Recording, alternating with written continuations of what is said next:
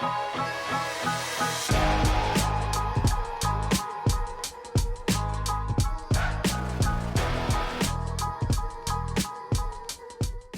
is a different segment. This is Lockie's in a car park tailgate installs because our shed's full because someone ordered way too much stock. Whoops. All right, now, anyway, so today we've got a different and a new product, the 180 Xtend. So this video will be a hybrid between how to install the 180 Xtend, the run through of the 180 Xtend, and then how we're going to attach it to your 1.5 Pro or 1.5 Lite. So if you're attaching it to not a tent, then you can just use the standard awning brackets that come with it. These are the height adjustable brackets that you would all have seen previously on other videos or with all the other awnings. So these do come standard with the tent, but if you are planning to fit this to our 1.5 Pro, like you might have seen on some of the photos, we're going to be using this bracket. And this bracket here works for the 1.5 Pro and the 1.5 Lite. Essentially, this is when you're in travel, and then once you pop the tent, we slide down like that, and that'll bring it up level. And the reason we've done this is because when you try and run a 180 awning on a rack while you have the tent open, it can often clash, and you have to offset the tent pretty far, which can look pretty, pretty off balance, pretty whack. And if you want it all central like we do, then this is a perfect solution. Now, there's no other bracket on the market that does this exact thing. There's another bracket that has a gas strut, and that's their own design, and we couldn't use it for this application. Therefore, we have made our own bracket. But this bracket is essentially, the only purpose of this bracket is to get an awning on this tent. So if you're trying to buy this bracket to drive and then fold your awning down, it's actually not going to work properly. This isn't what this is made for. So just wanted to clear that up. This is just for this. All right, so we will jump onto the top of the tent and I'll show you how to secure this down. All right, so we've got this bracket up on the top now. So this is on a 1.5 Pro. If you have a 1.5 Lite, this will be a different rail, and instead of these channel nuts, you'll be using the provided M8 hex nuts in the same way, hex bolts, the same way you put the roof rack on, you'll be putting them in. I'll grab one to demonstrate. You'll be sort of sliding the bolts in like that, and then doing a nut and washer over the top. But this is the 1.5 Pro, so we'll be using these channel nuts. So slide these guys in like that. 1, 2, 3, 4. And then you can this will be more apparent later once we open this up, but you can sort of set this to whatever height on the shell you want, and this will determine what height the setup is. So put these in, tighten them down, and I'll give you a bit of a look. Okay, so we've got this bracket all fit now. I'll just demonstrate essentially what this is for. So when you're driving around, you don't want your awning to look super weird. Maybe you don't really care. You want it to be lower.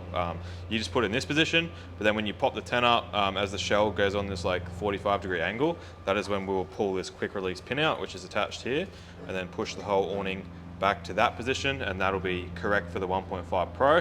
1.5 Lite, it's a bit bigger of an angle, about 60 degrees, and that's that second hole there. So technically you could drive around with it like this if you wanted it a bit flatter, and then put this pin in.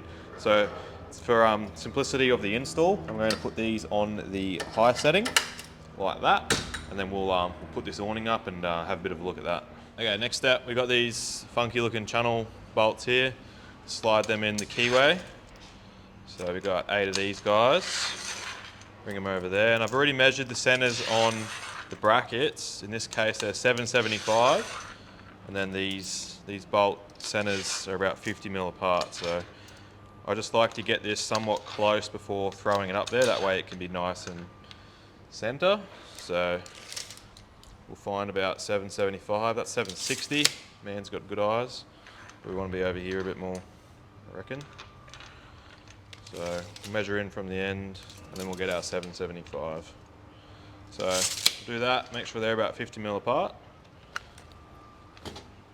And then we've got our anti-seize. So these are stainless steel bolts with stainless steel fixings. As the stainless heats up, they can bind. And if you over tighten them, they can bind. So if we put a bit of this anti-seize paste on here, there's less likely to happen. So we use stainless steel hardware because you guys go on the beach with your gear like we do. So that is why it's stainless steel, not mild steel. So stuff's like 10 bucks, Bunnings, super cheap, anywhere like that. So bang a bit of that on, and then we'll throw this thing up and tighten it up. All right, so that's all on the tent now.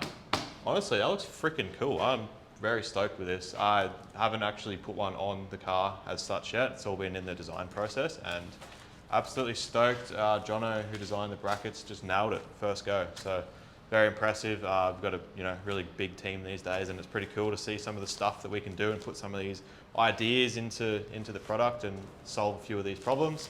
What I was saying before, if you do the 180 on the cab, when this shell opens, it's going to interfere. So now this will actually move with the shell and we'll be able to open it. So you could use it at this height and still walk under it and it would work really well. Or we'll go out into the picture spot in a second, open it up, and I'll show you how the brackets move down and how you can actually use it when it's fully up as well and get a bit more height out of it. So we'll jump out there now and open it up and show you. All right, we're out in the picture spot now, which we recently found, which has been very handy, out behind our shed. So this is the moment we've all been waiting for. This is quite a high car, I suppose, and I could actually use this awning at this height. But this would be great for the beach because you can still walk under it. But of course, we all want to see this tent open and this awning still up. So I'm going to jump up on this tire, flip these brackets back, and we'll open the shell of the tent and then get this awning open. So just pull these pins out. 1.5 Pro is this first hole here. So we'll do one side, we can do the other side. Once you've got one side in, it is a bit easier. Let's do the second side. So line these holes up. We did a quick release pin, so essentially it's just quick and easy. You don't have to try and unbolt something or do anything like that. If we jump down, we can see the position of the awning now. So obviously it's on the angle, which is going to work perfect when we pop this shell up. So I'll go ahead and pop this up.